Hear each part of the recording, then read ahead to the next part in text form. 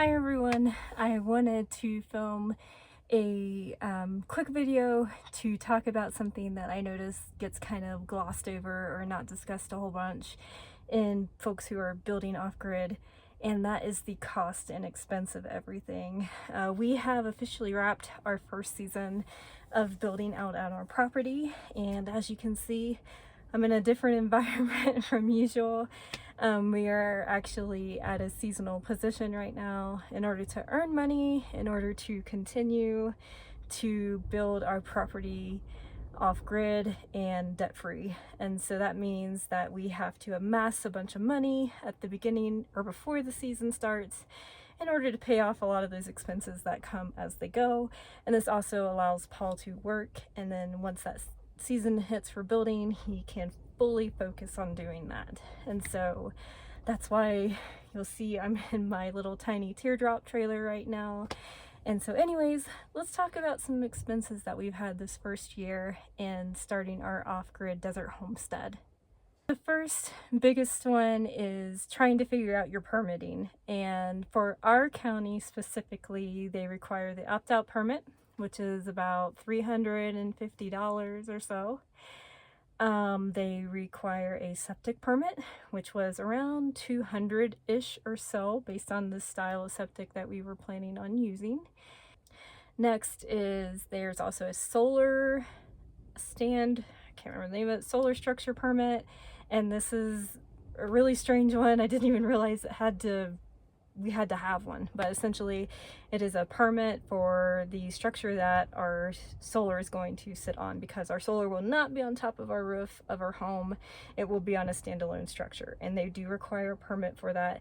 The nice thing is that it is tied into your opt-out building permit, and so I don't believe there was any extra expense for that. However, there is one that is important, and there's a lot of questions asked on this one because it varies from county to county in Arizona, and that is the RV permit. And so in the county we are in, which is Cochise County, the opt-out permit, if you are planning on living on site in an RV or trailer or what have you, you must obtain an RV permit as well. And that was around $150 or so. That is also tied into our building permit application as well. You cannot live out on the property in just an RV permit alone. You have to be building the structure in order for that RV permit to be valid. And that is a huge caveat that I think unfortunately, a lot of van life communities and RV life communities neglect to research on. And so that's a big one for Cochise County for those of you who do not know but may intend on purchasing land later. Next up, actually before we could even submit for permitting, is the septic perk test. And so the county does require, due to a state mandate, that there is a perk test completed on your property.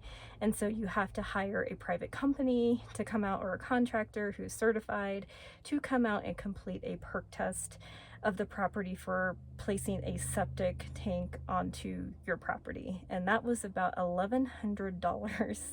In order to have somebody come out, dig a couple sections of ground, and tell us what type of dirt we have on our property. The next biggest component that started and kicked off our season was the land clearing. And so Paul and I hired a private contractor to come out and clear the land for us. It wasn't any type of fancy grading or anything like that. The man just came out, he cleared the pathways that we had set with stakes and with T-post, a little bit under an acre, and he was able to come in, clear the mesquite, clear the scrub brush that was all over, and so we had a blank slate to start with. It wasn't level, like I said, which brings me into my next point, which is after he came out to clear that land, we additionally rented a tractor from a local company in order to continue grading that land and also attempting to start our house pad. And also we dug a retention pond. If you watch one of our previous videos, we documented that process a little bit. And after delivery fees out to where we are, because we're pretty far out, guys, and we hear that all the time from companies and contractors, and a lot of them are very hesitant, I think, to take our business due to where we're at, but we can usually talk them into it. And so anyways, after delivery fees and whatnot, it came to about $1,000 for that tractor for the week. Next up is also another video that we have previously made, which is our barbed wire fence construction. And this was primarily put in place to keep cattle off of our property. I think initially we thought maybe we could get away with not necessarily having to do that right out of the gate, but unfortunately the grazing cattle kind of made us change our plans slightly. And so the fence had to go up. In this estimate of cost, it includes pretty much all of the fencing supplies, so barbed wire, the T-post, the wood post, the tools that you'll need, like a fencing tool, basically anything you can think of for a standard barbed wire construction fence. It was around $1,200 for all of that material at the end of the day from Tractor Supply. One thing that we added actually additionally onto that after we were done with the barbed wire was some hardware mesh, and that was due to the fact that we were concerned about our dog Vinny. And we were also concerned about snakes. Something we didn't realize before coming out into the part of land we are in is that the area we are in apparently is the rattlesnake capital of the country. And so after learning that, and also experiencing coming back during some warmer weather to see like 3 snakes slither right in front of us when we were walking, we decided that it would probably be a good idea to add some extra protection for Vinny, ourselves, and also keeping animals out of our fenced-in parcel. And so we bought some hardware mesh, 1/4 inch, and ended up going around the perimeter of our property to create an extra barrier in hopes to try to mitigate some of that. And so the hardware mesh came to about $200 in order to fence the entirety of our boundary.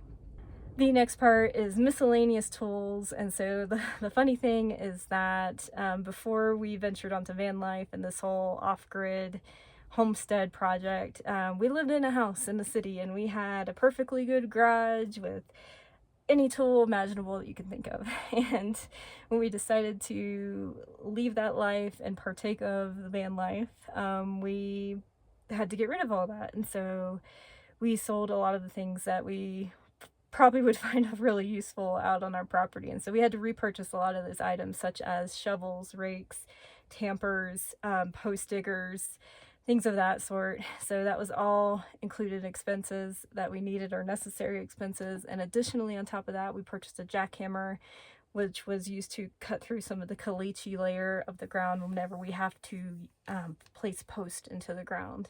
And so that came to around $400 at the end of the day, and just a generalized estimate for all the tools we had to kind of recoup. One of the other weird miscellaneous tools we had is a metal detector that we purchased off of Amazon for around $120. This was used to try to locate our aluminum capped survey markers on our property. And it was obviously a necessary tool to find that, because we have layers, if not feet, of dust and dirt that have gone over top of those back when the survey was initially done, probably back in the 50s or 60s. Another kind of strange miscellaneous expense is that we, while we were stationed in Phoenix, while Paul was working a seasonal job, we purchased some glass bottles. There was a gentleman in a warehouse who had a ton of just accumulated like blue bottles that he was making, I guess, vases out of or something. And so anyways, he was liquidating, clearing everything out. We said, heck yeah, there's like 200 or 300 of them. We took them all, and about a tune of $40. Since then, we are much more frugal, and we have a great community that we can rely on in order to get bottles. And so we have definitely amassed a lot more bottles to work on some more of those projects that we have planned for the future. Oh, next up, those of you know from our epic fails video, is the shed in the box, the nightmare in a box.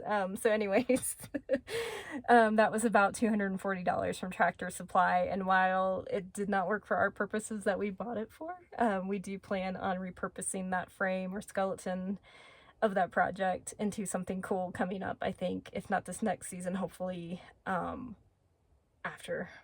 So in one of our last videos, we went over our hacienda, or what we call our carport build, and this is essentially a structure where we can place our trailer under to keep us out of the heat if we need to keep us out of the rain elements, to give us just some shelter. And the other half of that will be utilized as Paul's kind of tool workshop area. And so building that was a pretty substantial expense for us, but it's something that we wanted to get done in year one. And so the lumber on that was about $600. The brackets, which include the post brackets at the bottom, clear up to some other hurricane ties and brackets that were used for the roofing, that came to about $150.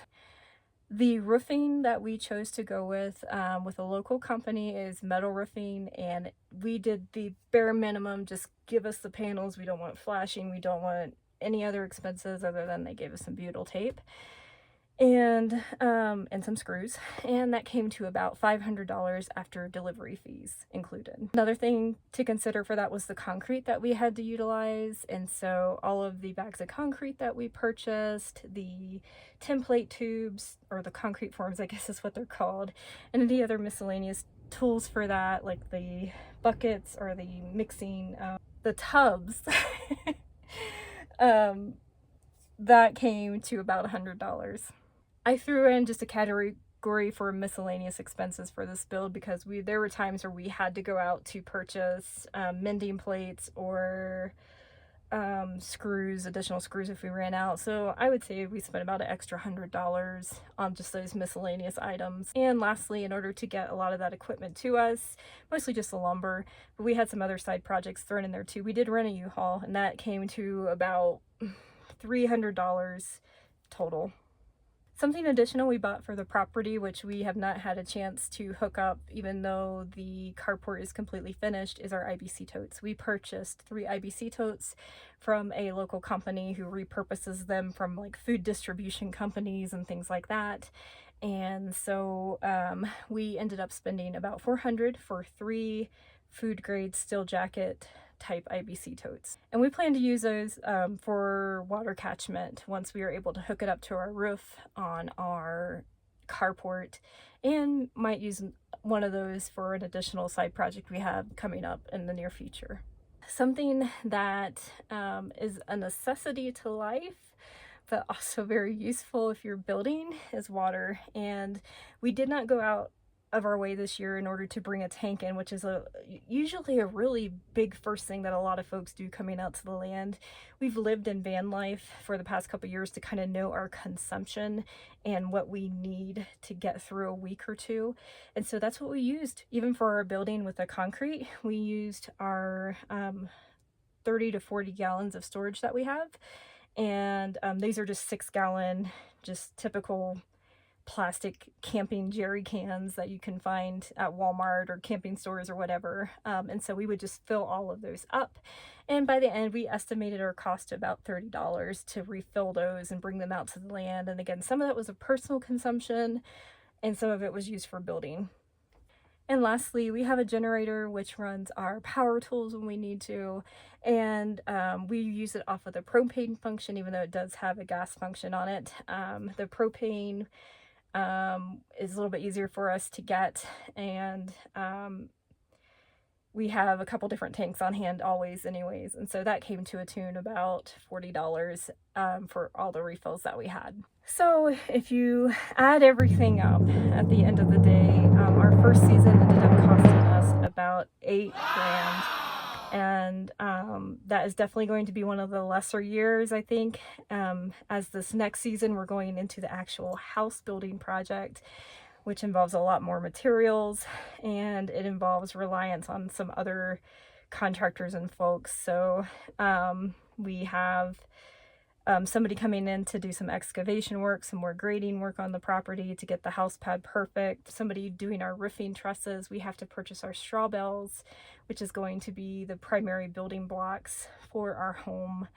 And we obviously have a lot of extra expenses, doors, windows, The other big project going into next year is water. So while we were able to avoid the water tank the first year, that is something that we were going to have to definitely need going into this next season, in order to sustain us personally, but also alleviate the trips back and forth to town, and also have that on site for building projects, because straw bale building does involve some water, and it also involves water for the actual plastering process on the outside of it, which we'll get into far much later. And I actually have a video of some of the workshop that I was able to attend to kind of give you an idea of what we're planning on doing. But anyways, that was our expense, but we plan on next year to be much more substantial, which is again why we are doing this seasonal work, why we're not just staying at the homestead full time. You know, it's just one of those necessary things, and if we want to build something that's debt free and not have to take out loans, it's what you have to do. And so our plan is to accumulate a mass amount of money and to use that money to build during our season, and then just kind of start it all over again. We're not certain if that's what's going to happen next year, if we're going to do seasonal work, or if we're going to stay closer to home and try to find something there. It's all up in the air right now. Everything's kind of fluid, and it feels like we change our minds every week as to what we are doing. But anyways, I wanted to provide this for you in case it's useful to anybody who is considering possibly building off-grid. Obviously, take our totals with a grain of salt, because there's some folks who can do it more frugal. There's some folks who can do it more expensive. I feel like we're a nice in-between of that.